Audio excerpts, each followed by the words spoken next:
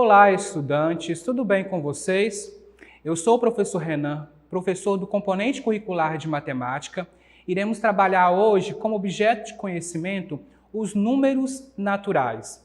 Os números naturais estão englobados dentro de um conjunto numérico, onde nós estudamos dentro da matemática várias possibilidades de trabalhar os números. E os números naturais, eles com mais facilidade, é o que nos apresentam dentro do nosso cotidiano. Então, hoje na aula vamos apresentar o que seriam os números naturais e trabalhar também algumas suposições dentro de situações problemas e raciocínio lógico. Então, vamos lá. Olha essa ideia aqui, onde 3 crianças estão montando aí um quebra-cabeça, para a gente perceber qual é a importância e entender dos números naturais. Então, eles estão montando aí um quebra-cabeça. E um colega vai e disse assim, nossa, que difícil, né? Ou seja, quantas peças tem para a gente montar nesse quebra-cabeça? Como a gente vai solucionar? Já o outro colega fala assim, claro, são 500 peças para montar. Então, quando ele fala 500 peças, ele está falando aqui de um número natural. Então, os números naturais também, eles são conhecidos como números infinitos. Por quê? Eles não têm fim. Infinitos. Eles não têm fim. Então, 500, 1000, a partir do número 1, a gente começa a construir o quê? Os números naturais. E nós vamos perceber que eles apresentam cotidianamente em várias situações. Por exemplo, os números eles têm o quê? Diversos usos. Eles podem indicar quantidade, expressar também medida, ser um código ou ainda uma ordem. Então, se você parar para analisar que somente um grupo, de números dentro do conjunto numérico pode representar tantas essas coisas, nós temos que dar o quê? A importância para a matemática no nosso cotidiano. Por quê? Veja esses exemplos. Representando quantidade. Nós temos aí uma caixa de lápis de cor, onde fala que a quantidade de lápis é 12. Então, o número natural está representando aí quantidades. Quantas quantidades de lápis de cor hoje você tem? Quantas quantidades de camisa você tem no seu guarda-roupa? Então, é um número natural. Quando ele vai representar uma ideia de medida? Então, nós temos aí uma placa, Nós temos um quebra-mola que está a 100 metros, ou seja, é um número natural que compreende como medida. Nós temos aqui também números de registro, Olha só, uma imagem aqui que ilustra o registro geral, que é a identidade, Então, nós temos identidade que tem números naturais, o seu CPF, se você já possui o CPF, é feito com números naturais, controle remoto vai ter aí um número natural, o número da sua casa, o CEP da sua rua, são constituídos por quê? Números naturais. Então, eles estão aí no nosso cotidiano. Quando ele dá a ideia de ordem, olha só esse exemplo do pódio, Primeiro, segundo, terceiro, é um número natural, está aí dando o quê? Uma ideia de ordem, ordenação.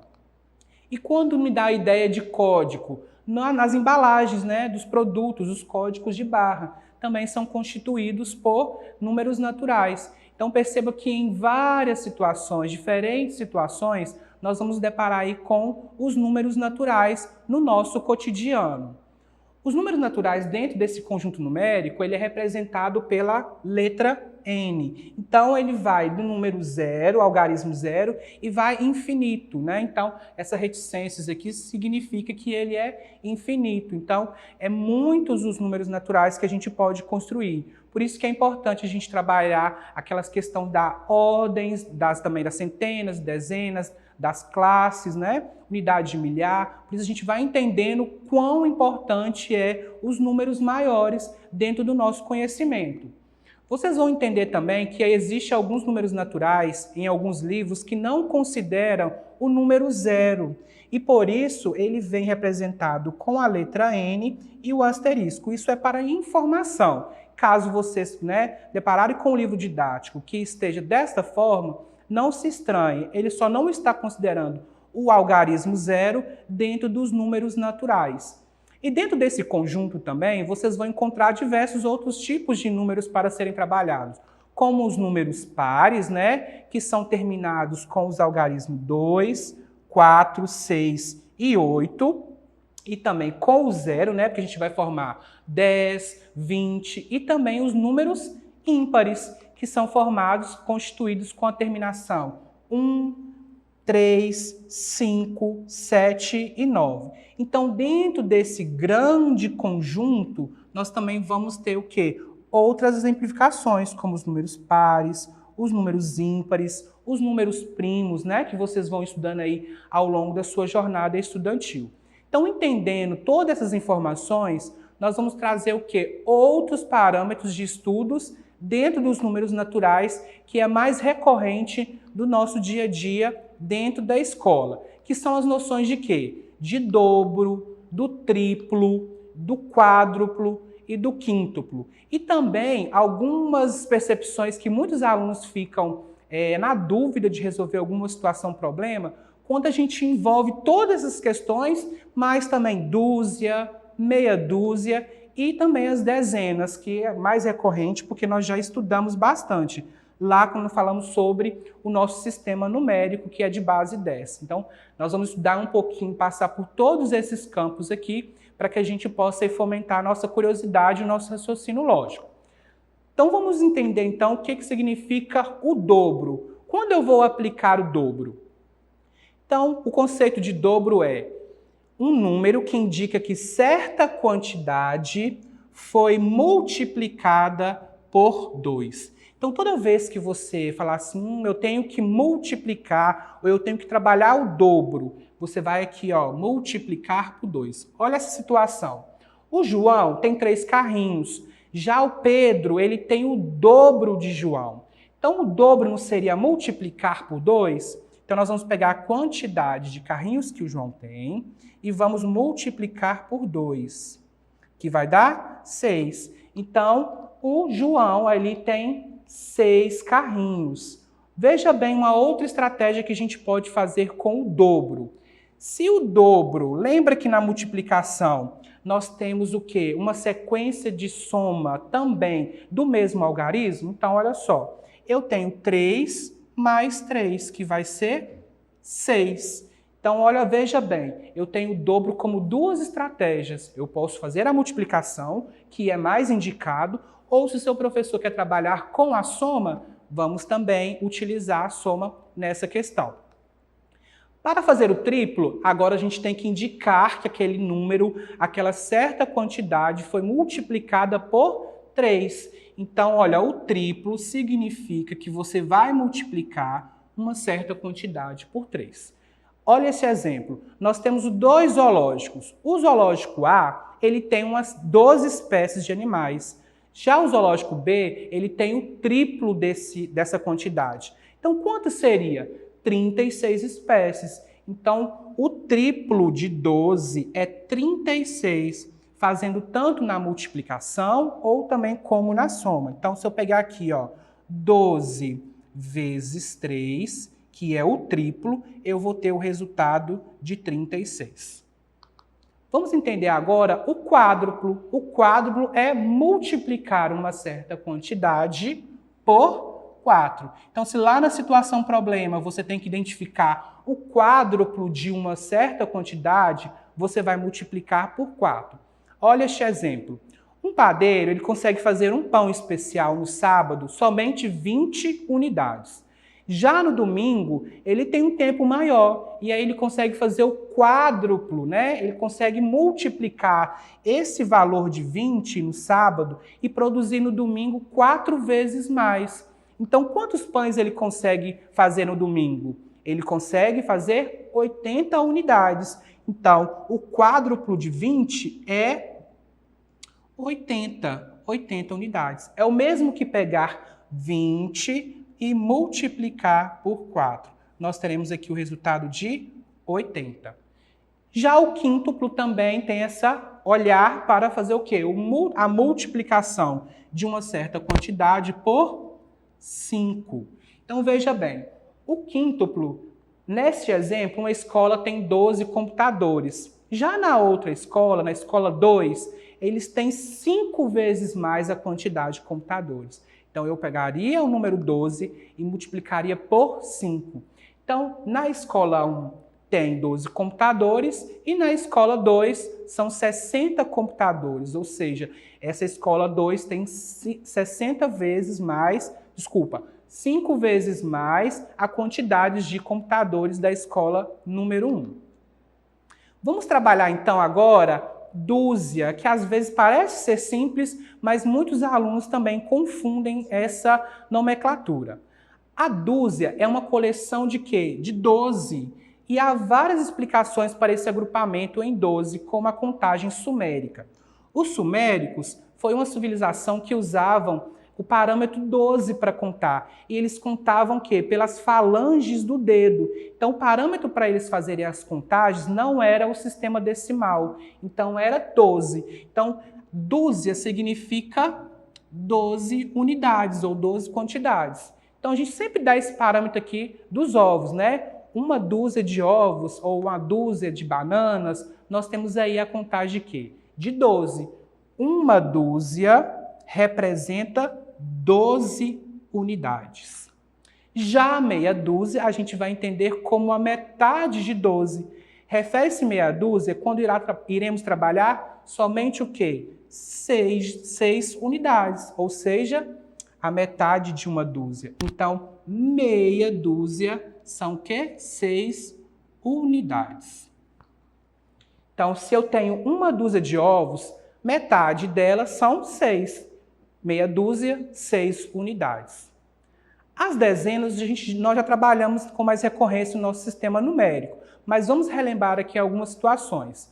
Uma dezena é o mesmo que eu dizer que eu tenho o quê? 10 unidades. Então, veja bem aqui no nosso material dourado, que representa pelas plaquinhas, pelas barrinhas, lembra? Uma barrinha é uma unidade. Então, uma barrinha, uma dezena, 10 unidades. 2 dezenas, 20 unidades. 3 dezenas, 30 unidades. Se eu te pergunto assim, olha, você tem 40 unidades de bala. Quantas dezenas são? São 4 dezenas. 40 unidades, 4 dezenas. É um pouquinho mais fácil de trabalhar, até mesmo porque nós já trabalhamos bastante este assunto. Eu trouxe para vocês algumas exemplificações em situações problemas, onde nós envolvemos todos esses assuntos e às vezes os alunos têm uma dificuldade na hora de interpretar. Então, o primeiro passo é a gente anotar todas as situações, todos os números que nos favorecem aí para a gente resolver. Então, vamos praticar aqui no exemplo 1. O primeiro exemplo fala assim: Paulo fez 4 dezenas de pontos num jogo. Tonico fez o triplo de Paulo. Quantos pontos os dois fizeram juntos? Então, nós sabemos que a gente vai ter que trabalhar dezena e também o triplo. Qual a informação aqui? Ó? Paulo ele fez 4 dezenas. 4 dezenas aí seriam o quê? 40 pontos, né? Então, ele fez 40 pontos aqui. 4 dezenas, 40 pontos. O Tonico, ele fez o quê? O triplo de Paulo. Então, se ele fez o triplo, lembra lá, nós temos que multiplicar por 3. Então, nós vamos pegar aqui 40 e multiplicar por 3. Nós já estudamos, né, a operação de multiplicação. Eu acredito que ficou fácil agora para você resolver. 3 vezes 0, 0. E 3 vezes 4, 12. Então, respondendo à pergunta, quantos pontos os dois fizeram junto? Tanto Paulo e Tonico, os dois juntos, fizeram o quê? 120 pontos. Juntos, os dois fizeram 120 pontos nesse jogo que eles fizeram. Então, perceba, trabalhamos aí, ó, dezenas e também trabalhamos triplo. Nós misturamos aí informações para resolver uma única situação, problema. Vamos agora para o exemplo 2. Agora vamos ter um pouquinho mais de atenção nessa leitura. Laura é confeiteira e faz muitos bolos. Ao abrir a geladeira, percebeu que havia somente 2 dúzias e meia de ovos. Para concluir toda a receita, ela precisa do quê? Do dobro de ovos, que já possui. Quantos ovos são necessários, então, para ela fazer todos os bolos? Então, nós temos que identificar aqui o que ela já possui? 2 dúzias e meias. Se eu sei que uma dúzia é 12 Uma dúzia é 12. Meia dúzia, vou colocar aqui abreviando, é 6. Então, ela tem 2 dúzias e meia, ou seja, ela tem uma quantidade 2 vezes de 12 e uma de 6. Então, vamos somar aqui para saber quanto que ela tem. 12 mais 12 mais 6. Então, ela tem aqui, ó, 2 mais 2, 4, 4 mais 6, 10. Sobe um aqui para somar. 1 mais 1, 2, 2 mais 1, 3. Então, ela já possui 30 ovos nessa dedução aqui de 2 dúzias e meia de ovos. Então, ela já possui 30 ovos. Para concluir ainda, ela precisa do quê? Do dobro. Então, qual seria o dobro de 30? Vamos fazer também pela multiplicação. Então, nós vamos pegar aqui a quantidade que ela já tem, que é 30, e vamos multiplicar pelo dobro. O dobro não é 2? É aquela quantidade que a gente vai multiplicar 2 vezes. Então, 2 vezes 0, 0. E 2 vezes 3, 6. Então, para que ela possa, respondendo a pergunta, necessário para fazer todos os bolos, ela vai precisar de 60 ovos para concluir toda a receita. Viu como a gente misturou novamente aqui informações de dúzia, de dobro, trabalhando aqui os números naturais? Então, a interpretação também, neste caso, ela é importante. Você aí desmembrar cada ponto dessas informações para que você possa concluir sua situação problema. E a última situação nós vamos resolver juntos também. Olha só, na turma A são 2 dezenas de alunos, na turma B tem 1 dúzia e meia e na turma C tem a metade das 2 turmas, A e B juntas. Descubra o total de alunos nas 3 turmas juntas. Então, a gente tem que aí desmembrar um pouquinho de cada vez. A turma A são 2 dezenas de alunos. 2 dezenas de alunos, nós sabemos que são 20. Então, vamos colocar aqui, ó. Turma A são 20 alunos. Por quê? 2 dezenas, 20 unidades. Na turma B, tem 1 dúzia e meia. Então, vamos aqui, na turma B, 1 dúzia e meia. 1 dúzia e meia, 1 dúzia são quantos? Total, um conjunto de 12. 12, mas também tem meia aqui, ó.